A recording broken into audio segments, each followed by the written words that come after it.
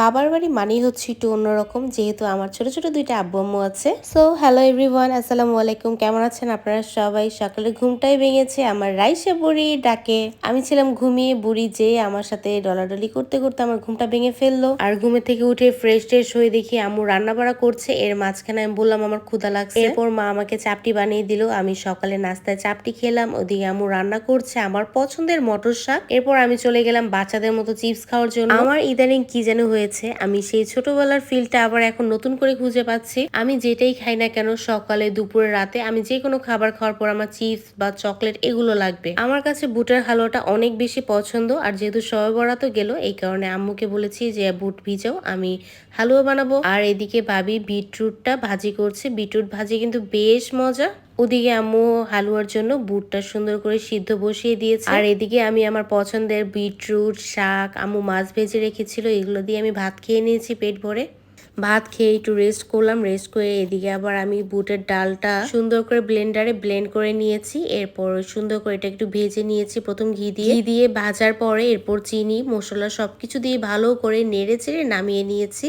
এদিকে আবার আমি এগুলো তৈরি করলাম। তৈরি করে বাবার জন্য পিঠা বানালাম। আমি পারি আমার জীবনে একটা পিঠা, তাও আবার ডিম পিঠা, আর এইটাই আমার বাবার অনেক বেশি পছন্দ। আমি বাসায় গেলে আমি চেষ্টা করি আব্বুকে ডিম পিঠাটা বানিয়ে খাওয়াতে। আমার আব্বুর অনেক অনেক বেশি পছন্দ। মেয়ে হিসাবে তো আর তেমন কিছু খাওয়াতে পারি না, বাবা যেটা চায় চেষ্টা করি খাওয়ানো। এদিকে আমার ভাইয়ের মেয়ে পড়তেছিল, এই কারণে বুড়িকেও দিয়ে আসলাম, বুড়িও খাবে। ওদিকে আমার ছোট্ট আব্বুটাও খাবে। এরপর ভাবি আবার চা বানালো, রং চা। এরপর আমাকে দিল, আমিও খেলাম। রং চা খাওয়ার পরে এরপর দেখি এদিকে আমার হালুয়াটা খুব সুন্দর সহজেই শক্ত হয়ে গিয়েছে। এরপর আম্মু এগুলো কেটে সুন্দর করে পিস বের করছিল। সন্ধ্যাবেলা নাস্তা করব কি করব চিন্তা করতে হতে এরপর ভাইয়ের দোকান থেকে একটি পাস্তা নিয়ে আসলাম। আমি আবার চিজ পাস্তাটা অনেক বেশি পছন্দ করি, তো আমি পাস্তা নিয়ে এসে এরপর আমি একটু টেস্ট করলাম যে পাস্তাটা কি ঝাল ঠিক আছে কিনা। এরপর আমি খাওয়ার পর এরপর বুড়িটাকে দিলাম, রাইসা বুড়ি খেলো। আর আমি বুঝতে পারিনি যে রাইসা বুড়িকে দিলে ওদিকে যে আমার ছোট আব্বুটা আবার রাগ করবে।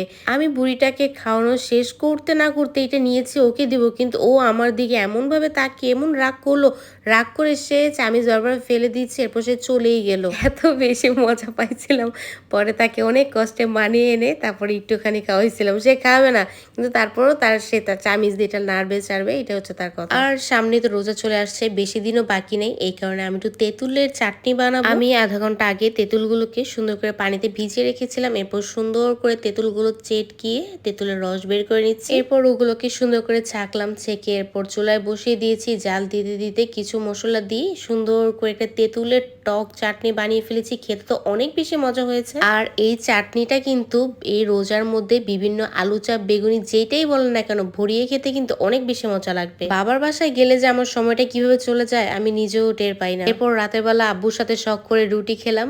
ফ্যাসা মাংস ছিল যেহেতু, দেখে আর লোভ মানতেছিল না, এই কারণে একটা রুটি খেয়ে নিলাম। আর এদিকে রাতের বেলা ভাবিকে বসে বসে মেহেদি দিচ্ছিলাম। রাত বাজে 1টা 1:30, হঠাৎ দেখি ভাইয়া পিজা নিয়ে আসছে। এরপর পিজা খাচ্ছিলাম আর ভাবিকে মেহেদি দিয়ে দিচ্ছিলাম। এই হচ্ছে আমার একটি অন্যরকম ব্লগ। আশা করি আপনাদের ভালো লেগেছে। যদি ভালো লেগে থাকে অবশ্যই প্রতিবারের মতো বেশি বেশি করে লাইক কমেন্ট শেয়ার করে দিবেন। সবাই ভালো থাকবেন। আল্লাহ হাফেজ।